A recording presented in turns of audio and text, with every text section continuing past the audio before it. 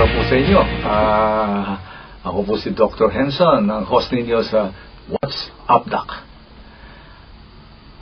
Ang pag-usapan po natin ngayon yung sa mata. Marami na po kaming pinresenta sa inyo sa mata. Pero ito po iba naman. Itong pang-iingat sa mata. Caring for the eyes. Kailangan po ang mata natin, napaka-importante po sa katawan ng isang sa atin lahat. Hindi ba? Yung mga iba pilay sila. O may sakit sa puso. O may sakit. O yung mga iba naman hindi bingi. Hindi sila nakakarinig.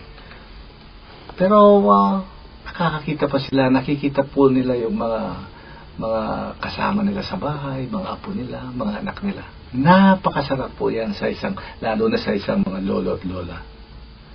Ngayon po yung mga bata, kung minsan po bata pa lang nagkakaroon sila ng problema.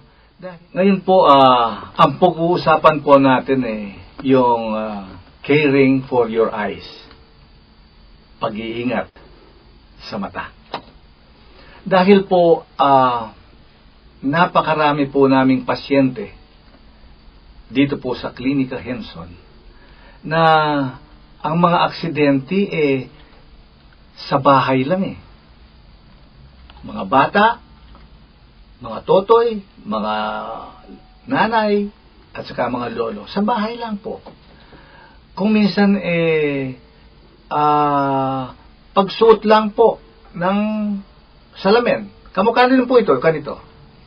Kapag nagsasalamin po tayo, pag linagay natin na ganon, baka matatamaan po itong mata natin. Kanya kailangan po itaas pa natin sa taas para pababa. Yan po, simple lang naman po yan Pero mukhang marami po kaming nagiging pasyente po rito. Yan lang natatamaan po yung nila, yung mata nila. Yung mga bata naman, kung minsan naman meron silang mga lapis lang na ganyan yung lapis po matalim dito. Kung minsan po natatamaan ng mata.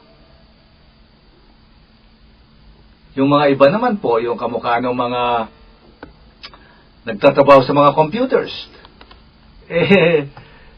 Kapag panay po silang naka-focus dyan sa computer, ito pong mata nila kung minsan napapagod.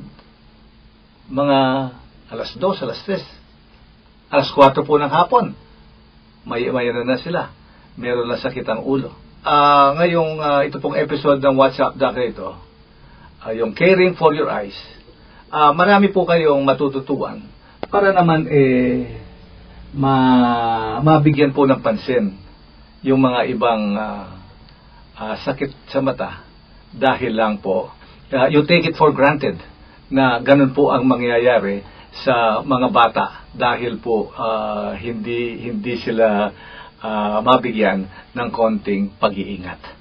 Yan po ang caring for your eyes dito po sa episode ng What's Up Doc.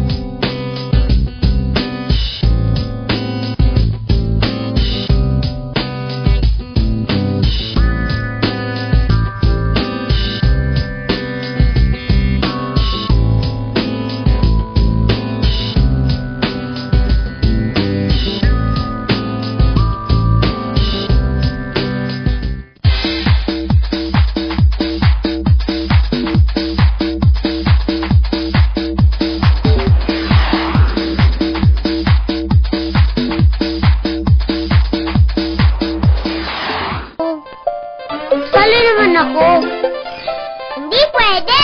Tayo na lang maglaro. Mga bata, Roel hotdog na! Yan lang! Binilang ko po. One! Two!